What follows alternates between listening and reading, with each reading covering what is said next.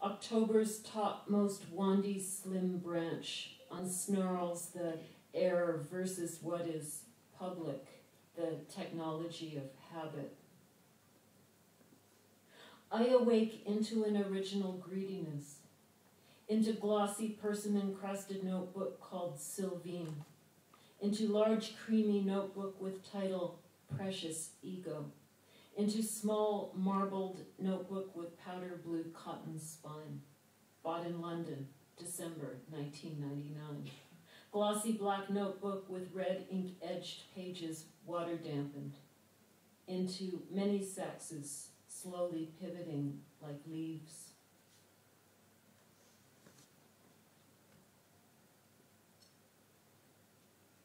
It is always the wrong linguistic moment. So how can I speak of sex? One's own places realism in doubt. But now I want only the discretion of realism. I can't say it any more clearly than this. Philosophers taught me a conversion narrative, how the four elements change into one another by flattering. I think of them or meet with them in reading, on October 2nd, showing their vanity and falsehood with the frontispiece of him in laurel crown. The room runs to swags or popular flower pornography. The house amplifies the trembling as if its inhabitants are lodged in an ear. To make something from what I am, from proximity, bitterness, is just brutal. So I turned to syllables. And if I degenerate into style, it's because I love it very much. All week long, like a first thing, like a technique or a marriage, where conditions are incomprehensible, thus satisfying the narrative of the body, intentionally tawdry and valueless. And this is a recurrent pleasure because it gushes, it's painterly. So that I feel abstraction is an incomplete resistance. There are explosions of innovation. Next, a strange, gilded, and embalmed repose.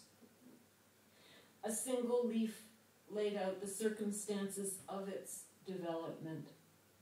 So I attended vegetation, where ornament is always unfinished, and it was a purely melancholic ritual. A fragrance so unexpected emanated from the document, only to give rise to the striated ruin, some terrible object presented to it, dispersed over all the parts, which are like nature, miming the human.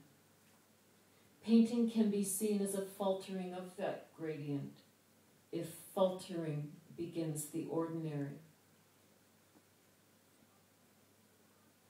Discontinuity, seepage, and the disobedient will sit in the familiar light of the person without being specifically summoned.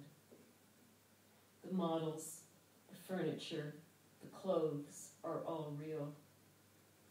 I worked in a kitchen with the windows open so I could hear you, and change broke my heart. Their hands are love and their faces are love and disturbance. What you see and hear in the present is emotion. We live beyond its limits. The body bandaged to make it more impermeable, then folded again along the top in a deep cuff. It is 1881. It is Athens. It is Shelley's pyre. It is not his pyre. It is his boat. It is commodious and utterly dark. It is the camera's movement blocked. It is a non-productive economy, but does not deny the socius. It thinks only for inconspicuousness. It is only the king.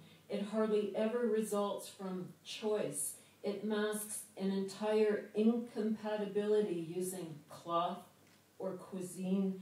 It needs some sort of sacrament or corrosive. It makes its own use of an effacement. What if it is just angry?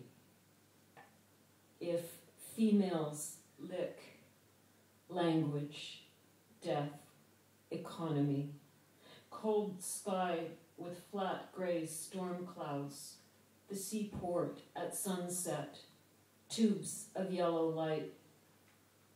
This suture is a form of will. Furthermore, the paradise is only ever indexical. Above the flat roof of the warehouse called Modern Props, 5:30 in the afternoon. I'm about to copy this out because of having refused to break with the tradition of myself. After the recorder is switched on and before I begin to speak, all privacy rubs on it. One's strange bare body needs a party dress. Tyrant body, if it travels, came into the room as a document. Now these rites have to become intelligible and wet the shining Babylonian coverlet.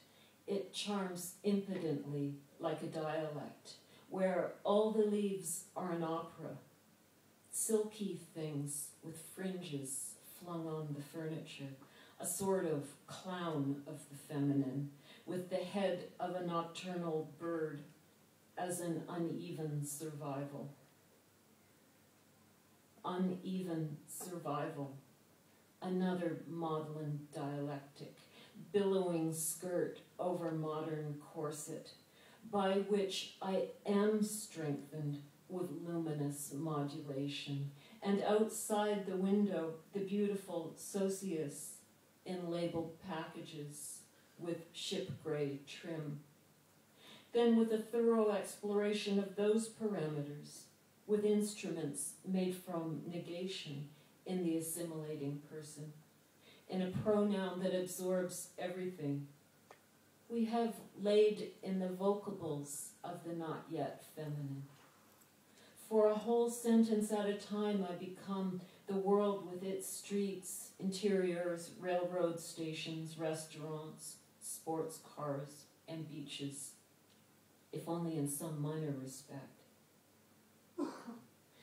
Labor was meant to be extricated from these things, the philosophical project of happiness, approached, pressed against, touched, motionless in the sun.